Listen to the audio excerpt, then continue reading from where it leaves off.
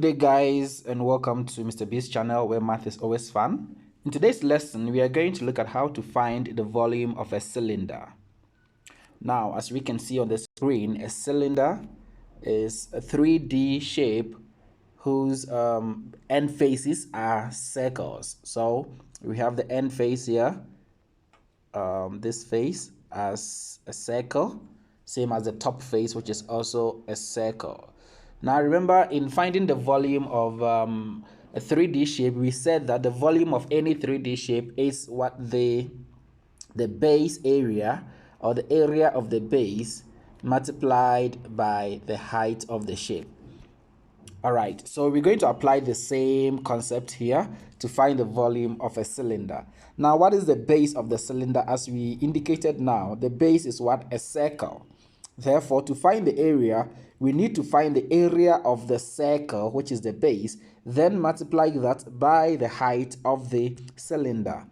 So area of a circle, if you do not know how to find that, look through the description. I have a video on that. Please watch before you continue with us. So area of a circle is given by pi times square of the radius. So we use pi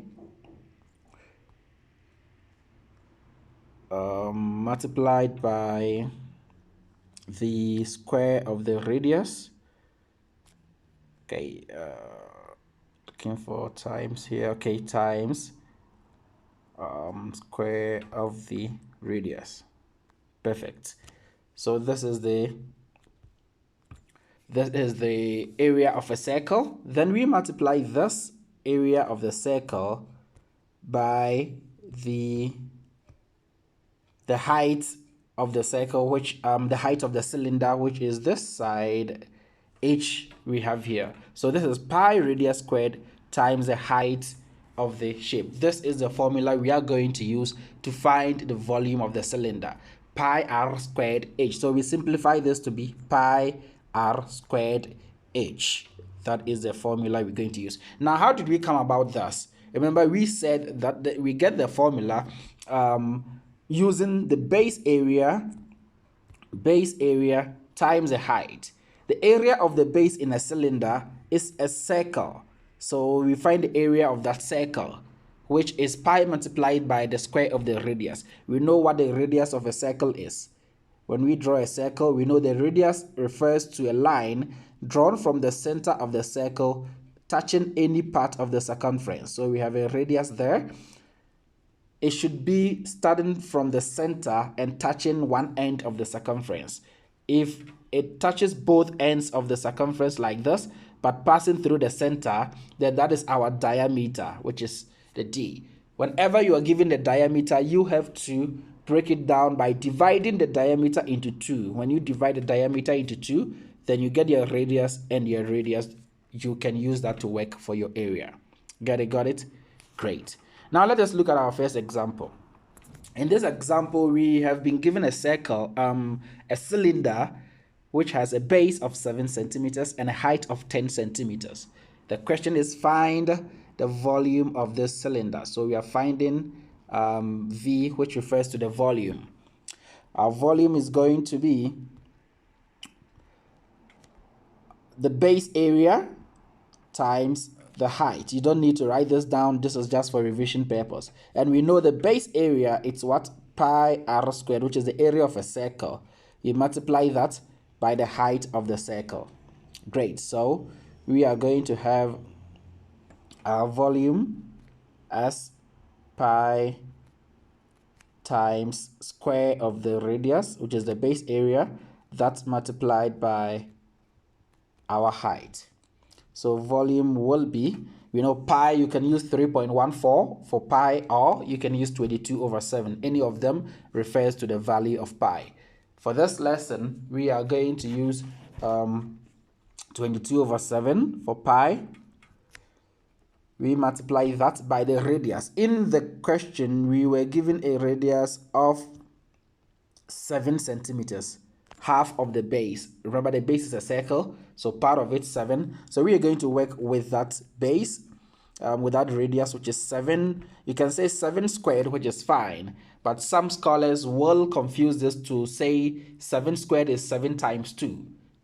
To avoid that, we can simply say 7 times 7, which is also the same as the 7 squared. So what have we done here? We have written the value of pi, which is 22 over 7 or 3.14. Then we have also written down the r squared here. So what is left is what? The height, the h. We need to know the h, which is always vertical in shapes. The height always vertical. So it's easier to identify your height, and our height is going to be 10 centimeters. We multiply this by 10 centimeters. Remember the units, 10 cm, here cm, and that side we also have our cm here. So we have 3 of them. Our answer is going to be in cm cubed or cubic centimeters. Get it? Got it? Great. So our volume now will be, this is now how you handle calculations, how you handle fractions, multiplications. 7 is over 1. This is over 1. Over 1, not 7. I'll go by the method of cancellations or division. 7 denominator will divide 7 numerator.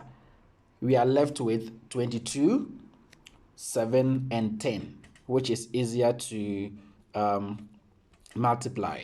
So 22 times 7 will give us 154. So 154 times 10 will now give us 1,540. Then the unit cubic centimeters, which we have already written down here. Get it? Got it? Great. So this is how we find the area or the volume of a cylinder. Oh yeah, the volume of a cylinder. What if we were given the diameter? What if in the question we had been given this?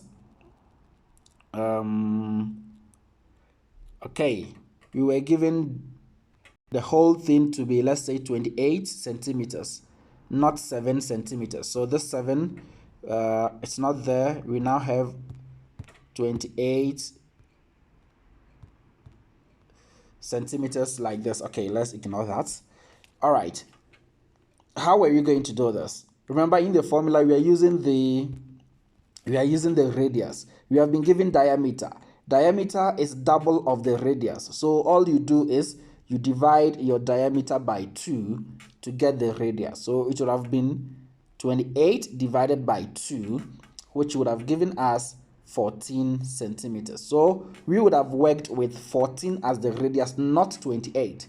So always be mindful of what is given to you. Is it the radius? Is it the diameter? If it is radius and you are doing the volume, that is straightforward, you work with it. However, if it is diameter, then you've got to divide by 2 to break it into RR, which is the radius and the radius. Now I want you to try out the following. Pause the video and work them out.